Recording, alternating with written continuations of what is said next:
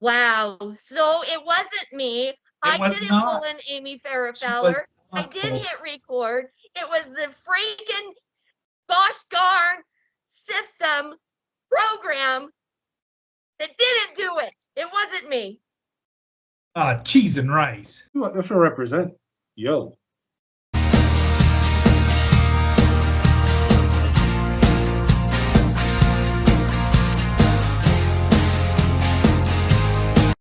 I was gonna write you an email, but I'm a little drunk and spelling is a sober person's game. So I feel I owe you a explanation. I'm sorry. Explanation.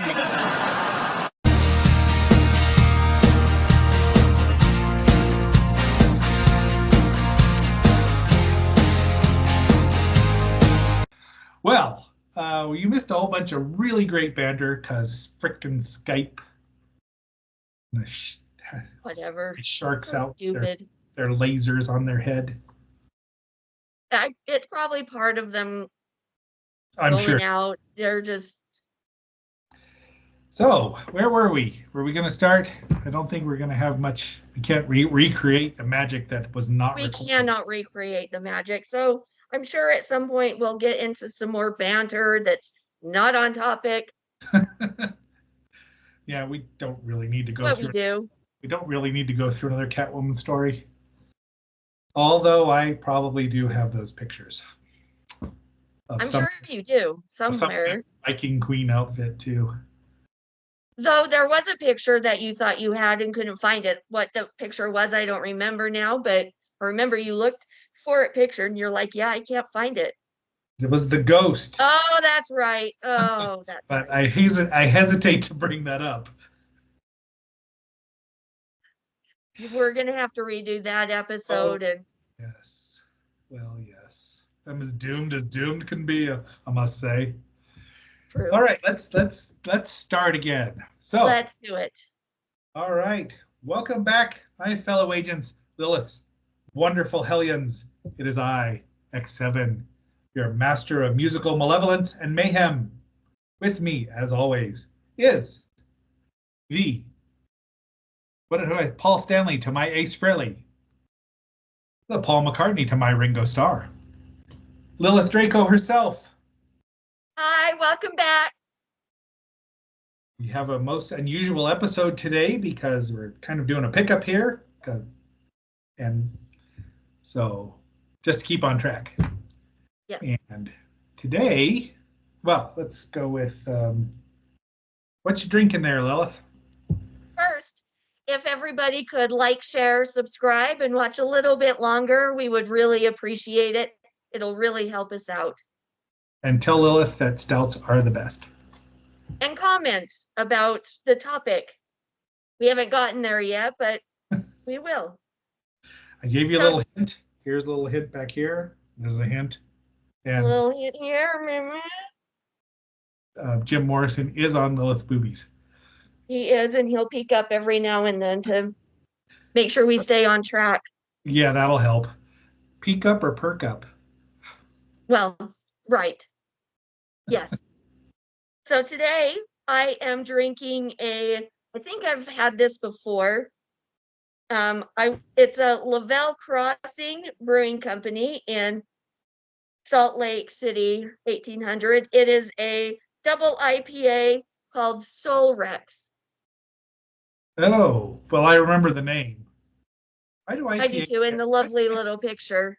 He's kind of dapper, isn't he? Why do IPAs get all the dinosaur names? That's just wrong. Because IPAs are the best. It is a 8.4%. Well done. Is that Beer Swan? Yes. Okay. And it has a really good bitter. Bitter, not That's important. It's important. What are you drinking? Well, I had a Sad Panda earlier, coffee stout, which is an 8%, and I've had them several times. But this is my beloved Yeti from Great Divide. Nice. To both of us, I believe.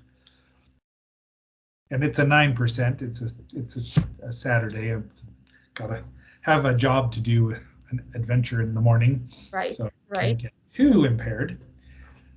But it's a good stout, 9.5% actually. So it's right there. And yeah, I've had lots of them. Lots. They do make a 13 or a 12 or 13%er Imperial Stout, and it's to die for. But Nice. I, win again, and can't win them all. Right. Right. So I did go to, finally, I know I've mentioned it a few times, finally went to the liquor store in the next town over, because here in the 1800s, really you can only have one liquor store in each town. There might be more in Salt Lake because it's bigger, but the whole of Salt Lake is a whole bunch of different towns kind of like mushed together, and then you have actual Salt Lake City proper. But anyway, so I did go to the town over, and they had a little bit better options. So I don't want to have to do that all the time though, because Well, if you're going to drive, ridiculous. might as well drive 8 hours and get the beer. I know, right? So There's 10 of them in here in the fridge for you. Not 10 of the same one, 6 of the same one, and then the one. the greatest one of all time. I'm so happy you found one. Ma- You have not had one for 2 years now, have you? No, it's been a struggle. Son of a biscuit. Hoping soon they'll give me an assignment there, so come say hello. Or you can bring a case home. Yes, of course. I just can't. I'm strobing a bit. Diddly, diddly. All right, well, let's get into our topic here. And today we are talking about music. We're going to talk about our 3 songs that were influential to us, whether we knew it or not at the time, at least in your humble agent's purview. We didn't decide who wanted to go first. Do you have a coin? You can go here? first. Oh, all right, I'll go first. I'm going to go in chronological order as how I discovered these. My first song is from Johnny Cash. Good one.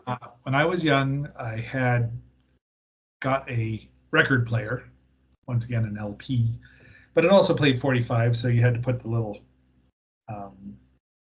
to make it work properly.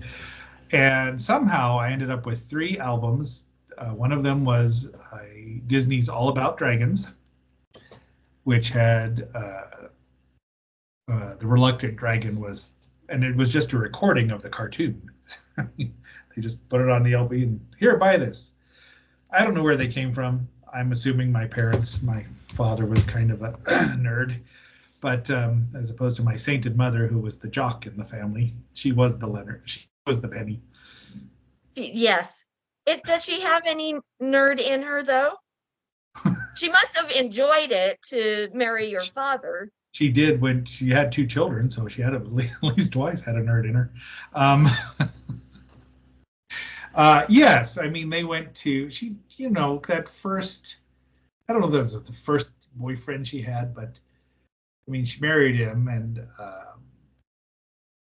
went to the sci-fi movies. She knew a lot of the ones that we watched on Saturday nights, in late nights or Friday nights, one of the 2 nights. So she did.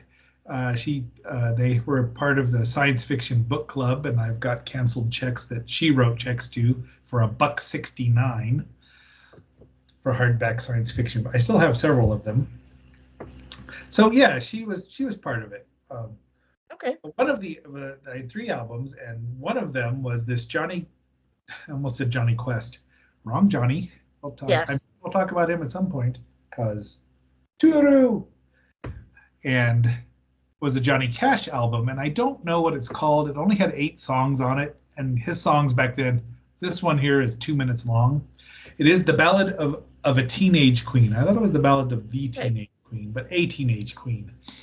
And it tells the story about this girl who's in love with the boy next door who works at the candy store. But she had golden hair and eyes of blue, and how those eyes could flash at you.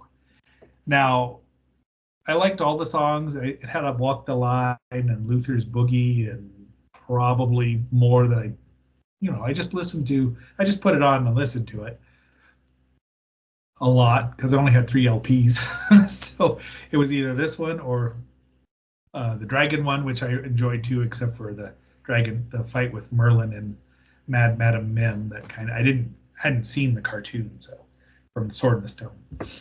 So, but this one I think had an influence on me. As a young man, there was a certain type of woman that I found myself mostly attracted to. Now I'm thinking golden hair doesn't always mean a solid blonde. It could be a strawberry. Right. So I'm going to go with that to forestall any vitriol from a certain person who might be listening and talking to me right now. But she goes to Hollywood. She leaves the boy next door to go to Hollywood, becomes a teenage queen, about a movie queen, but then eventually she's lonely and sad. She's got guys all around her, but she goes home to the little hometown and goes back to the boy next door who works at the candy store. And now this story has some more, but you'll hear it all at the candy store. Even though she sold her cars, probably her house, and had gazillions of dollars. He probably didn't work at that candy store very long. He probably bought it. Yeah. So yeah. That's my thought, is that it probably had an unconscious influence on me, right along with Batgirl and Right. Who else was in that Batman show? Catwoman, who happened to be 6 feet tall, but I wouldn't have known that at the time, just cause. No. So I think that had an influence on me. I love Johnny Cash, always have, always will. Right. He's got a great voice. Yeah, and that style back then. Mm-hmm.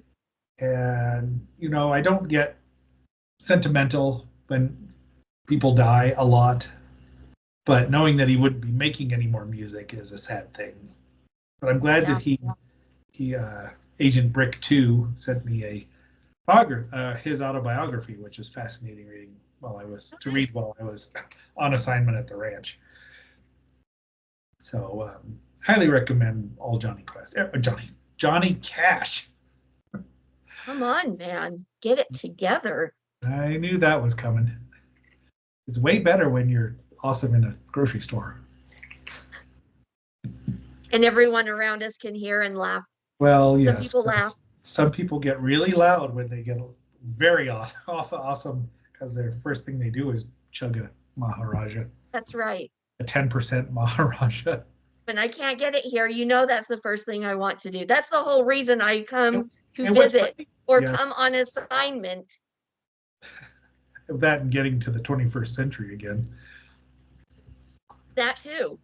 So Lilith, what is your first song? So my first song, and it didn't take too long for me to realize that this impacted my life, but it was the song Motown Philly by Boyz II Men. So they were like my boy band. I didn't like New Kids on the Block because I'm that old. And they were the popular boy band back then. And I didn't like them, but I did discover Boyz II Men. My older sister is actually the one who said, hey, listen to this song. Check out this band. So that was their first hit that came out. They were formed in 1988, and they all met in high school. Their high school was Philadelphia High School for the Creative and Performing Arts. Oh. That's where they met. They formed 1988, and then they released their first album, Cooley High Harmony, in 1991. And so Motown Philly was their first big hit. And that's, they kind of then shaped the other kind of music that I started listening to, I got more into hip hop, rap, R&B. I did listen to some of the alternative rock, but I was mostly on the side of hip hop and R&B. I know somebody who grew up in Pennsylvania, and everybody loved them back in the day. They were the golden kids of Philly. So, Aside from and then aside from that what was Stallone guy. what was that? Aside from that Stallone guy, Right. they love him too. Yeah, they do. They do. But as far as music goes, they loved Boyz II Men. That was actually my first concert.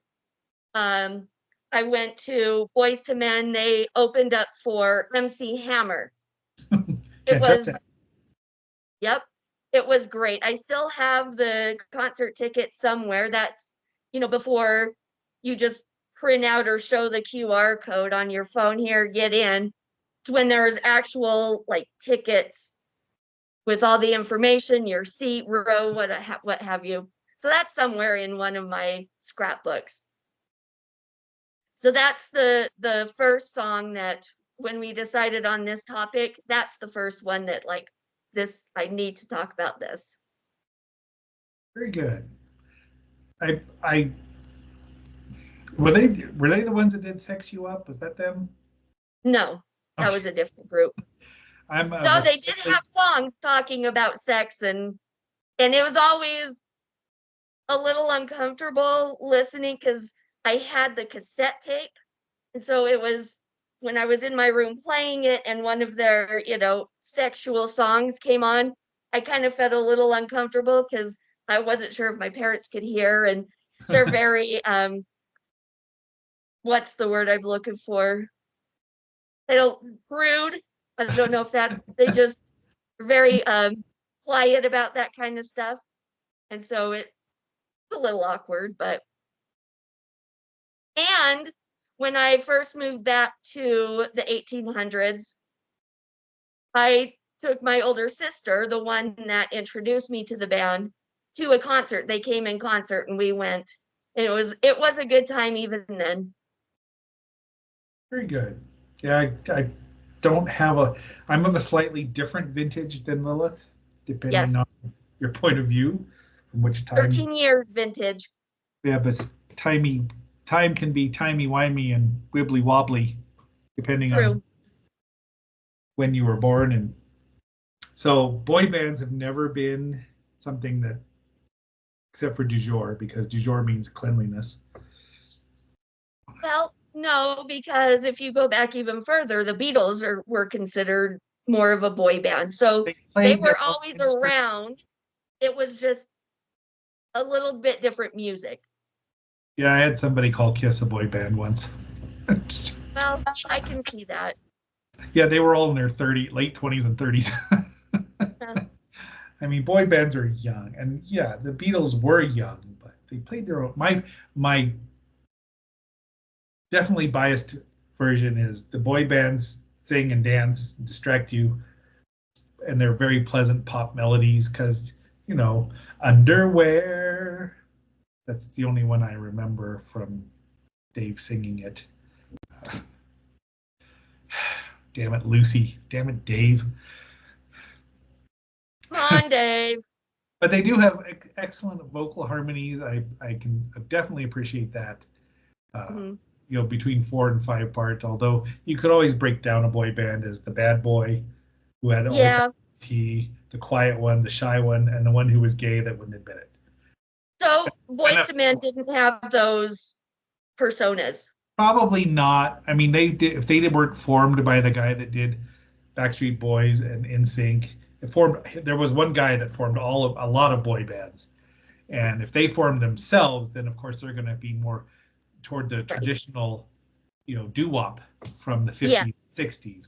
That's more of what they would have been. Mm-hmm. Yes, so I would probably appreciate Boyz II Men more than say NSYNC or oh, absolutely, their bands. my next song is from a movie. Actually, my next two songs are from a movie, as you can tell, but it's not this one. My next song is from the 1967 movie, Disney animated feature, The Jungle Book, which was the other one of the third LP I had was songs from The Jungle Book and other jungle story. The flip side, the 4 songs from The Jungle Book were the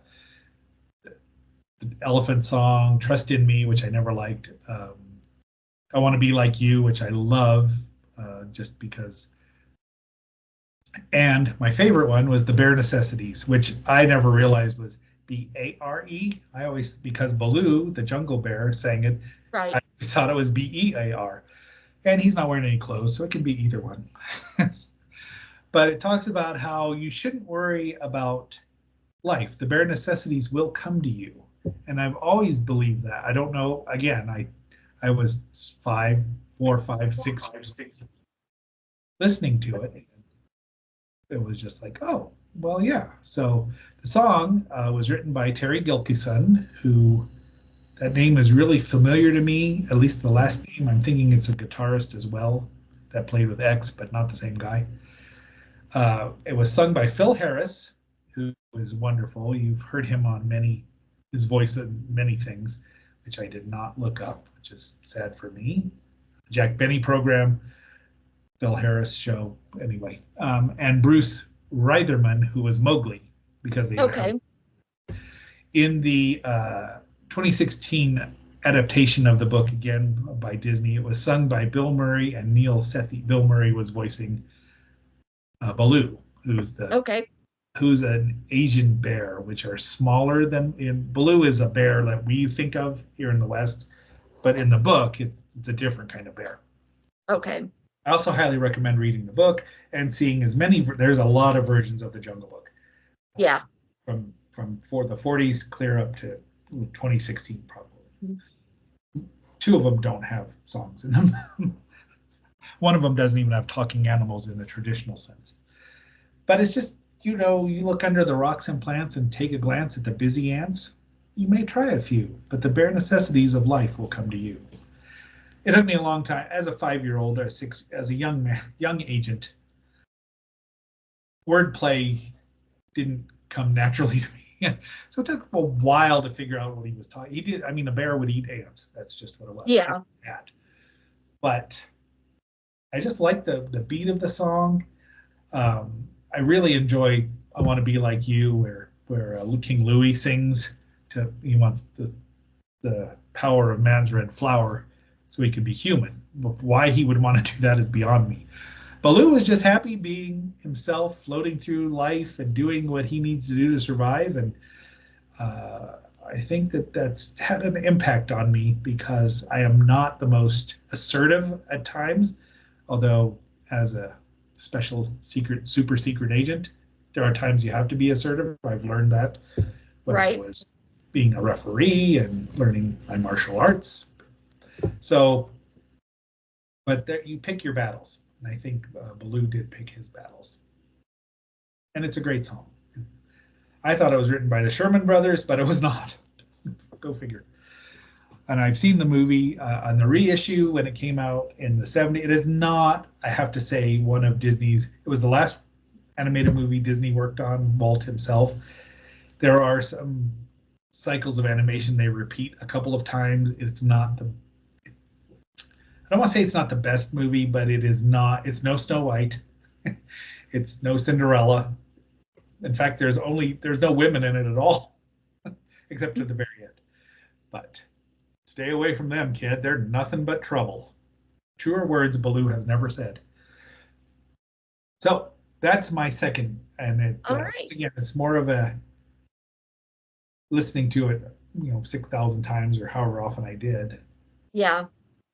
Unintentional influence, I would say. But in India, where the book is set, there are no teenage queens, golden hair and eyes of blue. There are none of them. So that's mine. How about you? Nice. What's number 2? So number 2, I ended up choosing kind of a general category because I couldn't narrow it down to one song that falls under the category. Hmm. While some songs are influential in good ways, some songs are not. And so for my second, I chose the ones that are not. And Okay. that was growing up with the Mormon church songs. The Because whether I like it or not, they had a big impact and they did influence me for a long time. And then made me realize later on, once I left the church, how they probably they didn't impact me for the good in the long term. So I want to read some of the lyrics. Some of the songs are more known as far as hymns and church music. Answered my but question. A lot of them are not. They're quite different. They have most of them were written by people who were Mormon, and so Mormons like to use their own cult members' stuff versus like Naturally. going out into the world. So I'm not going to read like full songs. I'm just going to pick bits and pieces of some of different songs' lyrics. The first one is a primary song, which primary is age 4, maybe. Once they turn 4, they go from like daycare on Sundays into like an actual class, and then they're in that class until they turn 12, and then they move on. But that's a different category. So primary is that 4 to 12. So this first one is called Follow the Prophet, and these lyrics: follow the prophet, follow the prophet, follow the prophet, he knows the way. Follow the prophet, follow the prophet, follow the prophet, he knows the way. He won't go astray. Basically, it's just driving it into these children's mind. You just have to follow the prophet.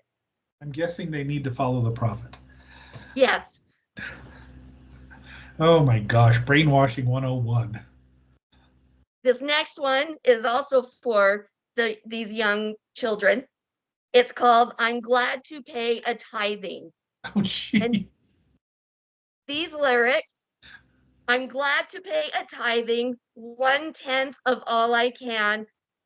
It's little when I think of all God gives me in return. Basically, pay your 10%. Pay your 10%.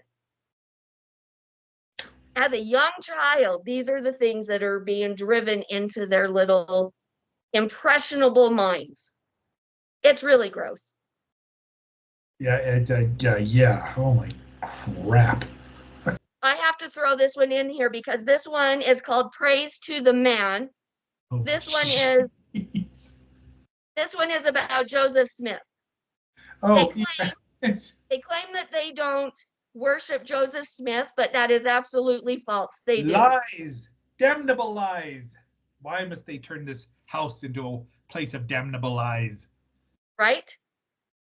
So this says, praise to his memory. He died as a martyr. Honored and blessed be his ever great name. Long shall his blood, which was shed by assassins, plead unto heaven while the earth lauds his fame. Sacrifice brings forth the blessings of heaven. Earth must atone for the blood of that man. Wake up the world for the conflict of justice. Millions shall know brother Joseph again. Hail to the prophet ascended to heaven. Traitors and tyrants now fight him in vain, mingling with gods with an S, but they're, Not ours. monotheistic. He ain't mingling with any of ours. He can plan for his brethren. Death cannot conquer the hero again. How that enrages me. Anyway, so that's my second song. Cheek crawling Hova. Okay, so what's your third song? Let's bring the joy back up. And we will, because as you see, this is the Yellow Submarine. The song I've picked is from that soundtrack. However, it was actually from the album Sgt. Pepper's Lonely Hearts Club Band. Love that album. Released the previous year. Released the previous year. Oh, geez. I'm sure there's no whiskey in here. I would have put it in the Sad Panda. Well, it is your second beers, so. Yes. But it is Lucy in the Sky with Diamonds, because I believe that was the first, interestingly enough, not the first Beatles song I ever heard, because Sir Elton John, as Raj says, a man who knows a little bit about women,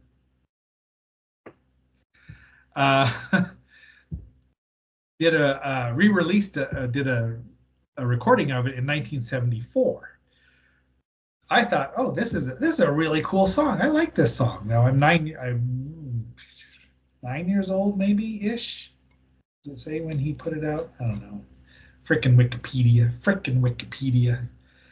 But just I'm not a huge Elton John fan. I do like Elton quite a bit, but what happened was I was watching. It was late at night. The little television, we'd moved out into the country, and still had aerial TV, and there Escape from the Planet of the Apes was on late night on one channel, and during a commercial I had flipped it over, and suddenly there's this cartoon on with these four guys in a yellow submarine. Now I didn't know the Beatles from anybody because I was 9 years old. Right. But suddenly Lucy in the Sky starts playing. I'm thinking, who are these guys singing Elton John's song? That's a bit embarrassing. Until I realized, and I thought, well, this is even better. And then I was torn between watching the Planet of the Apes movie, the third Planet of the Apes movie, or this cartoon. Now the cartoon won out because it had better music. Of course. And it was cartoon. And it was a cartoon. We've learned about you so far that you do like your cartoons. I do. But I didn't know anything about the Beatles. That was my introduction to them, and I found out more. And I love the Beatles, especially their early stuff. This was Sgt. Pepper's was a landmark album. Yes. But I didn't know anything about them then. I just know that they had to stop the Blue Meanies from taking over Pepperland. They had to actually kick the Blue Meanies out of Pepperland. I love the movie. I actually double dipped on it and had a DVD and now I have the Blu-ray. Saw the movie, actually. Agent Meyer and I went and cut school in our senior year, our last two classes, to go to Boulder and watch the movie in the Boulder Theater at the Pearl Street Mall. Okay. We did not take my other friend, Agent Dumbass, because he and I were still on the outs at the time, and I don't think he ever gave me. Were you guys on the outs? Oh yeah. Yeah, there's a story there, but that's for another time. Well, it's probably not forever because it was dumb teenage boy stuff. Well, between me and you, not on video. Well, no, I'll tell you. But we skipped we left sixth period and drove to Boulder and parked, and there was, I think I might have pointed out to you where the theater was at the time, the Blue Note. Right next to it, which I wish I'd have seen a show there. The Stray Cats played the Blue Note in the Boulder's Pearl Street Mall, which had to be held 20 people. Right. But it was just so much fun. It was a film print. It skipped. But that was my introduction to the Beatles, which is my introduction to real rock and roll. I mean, Johnny Cash had a rock and roll attitude for sure. But that was like, okay, I like this. I want to know more. I want to hear more about this. I still only pretty much listen to the radio for novelty songs. The Streak was a big Yeah. thing. Purple People Eater, things like that. But when the next band, the hard rock Beatles, Kiss showed up about 2 years later, 3 years later, when they had their own Marvel comic book, that was what sent me to finding out more and more about it. It was not just comic books anymore. Suddenly, music had started to mean something to me. And while I did play the most difficult instrument ever to play, the violin, not saying it's the best, just difficult to play, and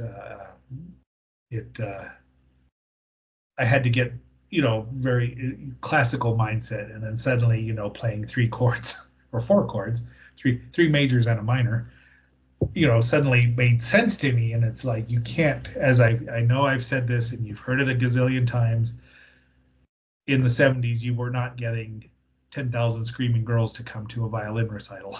It's true.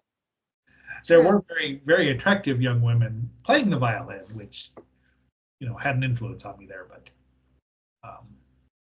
so the Lucy in the Sky with Diamonds, and I have to give Elton John credit because he's the one that introduced me to the song. But finding Yeah. out that he was not the original, and then the Beatles were, that was huge. It was, Yep. it's huge. Like that boy's head. It was a virtual planetoid in my life. So growing up, as long as I can remember, so my mom was a huge fan of the Beatles. Always has been. Bless. So we've always, and I think they even still have their vinyl records and a record player, but I would listen to the Beatles on a vinyl record on the record player all the time. All the time. So that was just music that was always playing in my house. As well as Also, it should. And I really do like the Beatles. And my whole family loves the Beatles. My dad, he's enjoyed the Beatles, but he's more on the rock side of things. So he likes like ZZ Top and Kiss and Creedence Clearwater Revival. And so I kind of got both sides growing up. I love your parents. Me too. But going to back to Elton John, I grew up listening to Elton John as well. Elton John has a song, and I can't remember the name of it now, but it's my parents' song. Hold And on close, young Tony Danza. right, and Please I make think be it that was song. the year of their 50th anniversary, marriage anniversary. Elton John was going around doing, his final tour, one of his like 10 final tours.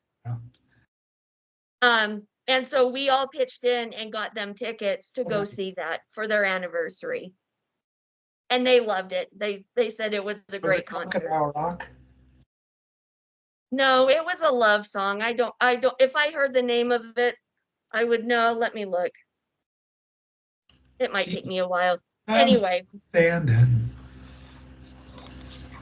Blue Eyes. I know a lot of Elton John songs. I don't know. Well, I do know why, and I'm not going to go into that. I didn't like him for a while. I mean, because he was everywhere in the 90s. he was. Suddenly, and I'm like, was overhearing it. And that's not his fault. That's radio. No, it's not. It's still being Yeah. music, but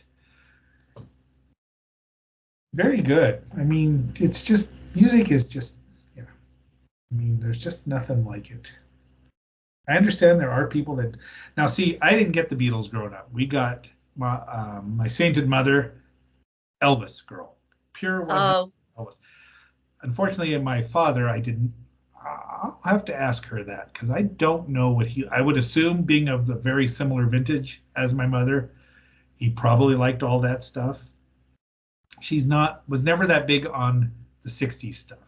They do like Roy Orbison, or even my stepfather got to like Elvis because he was 10 years earlier which would have been Frankie Sinatra and Bing, and I love them too. And I know you. Oh, I love them. I don't love them. like Frank Sinatra, but he had to grow into Elvis and Roy.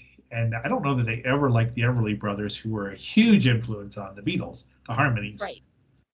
So it was just, I'll have to ask her about what my father's musical taste was, because I actually don't know.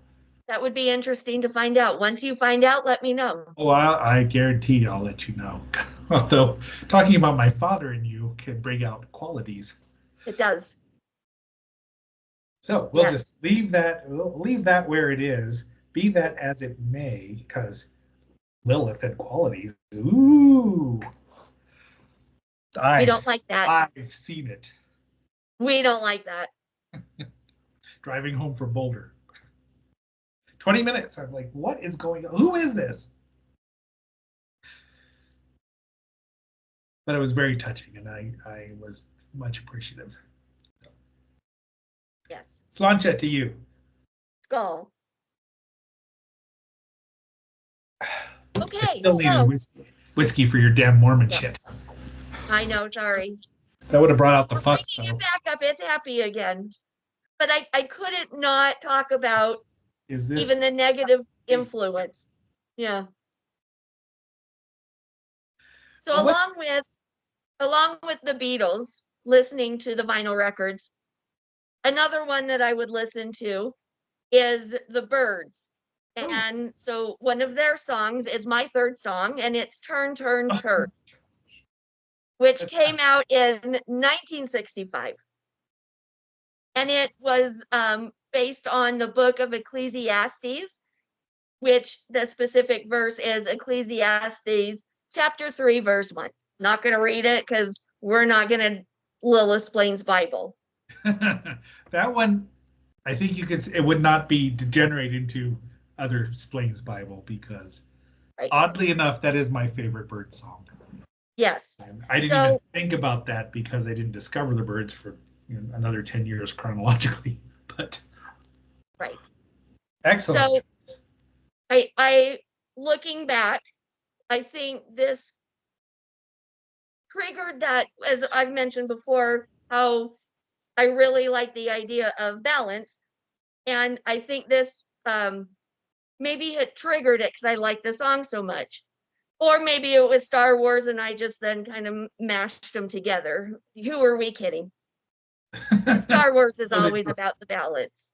So did George Lucas, so it's Yes. not a surprise. Right.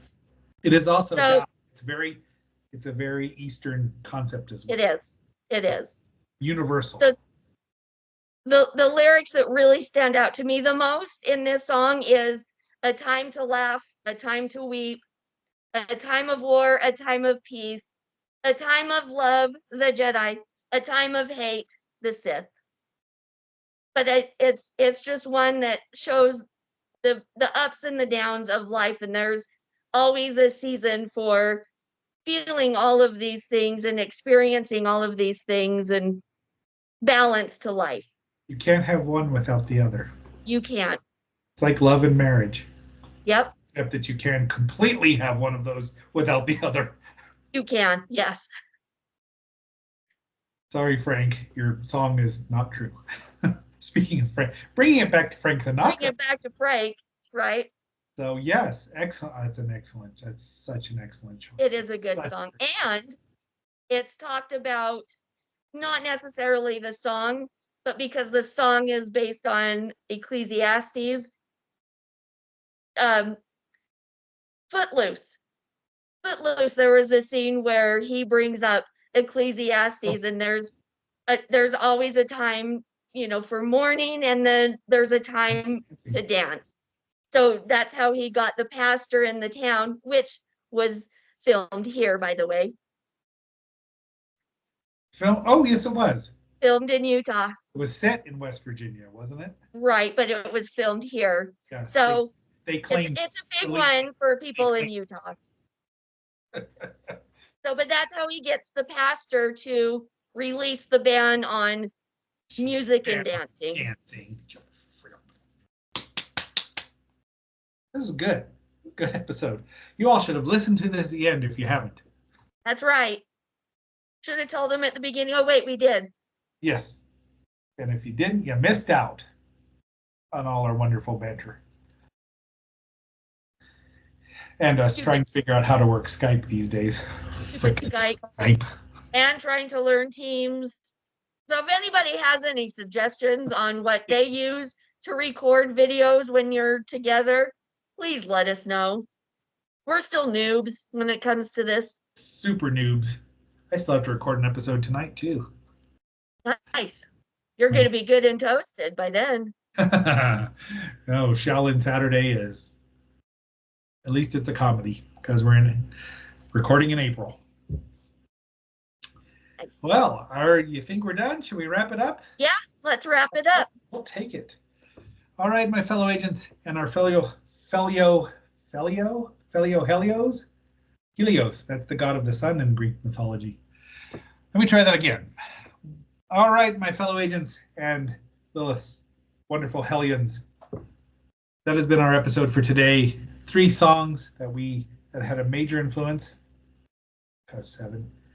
And more, because we talk about more. We are wrapping things up. And geez, I am just shooting the shit here. Sure are. Shit in the bed. I did not win the pony. But it is I, X7, signing off, along with my wonderful, talented co-host. Lola Draco. And until our next assignment or adventure or sacrifice, we'll be seeing you. Bye. Live long and prosper. I got beer. I got bottled breast milk. Why don't we start with the beer? Okay. Do you like the beer? I do. Although it's actually a lager. Huh. What's the difference between beer and lager? I don't know. We could look it up.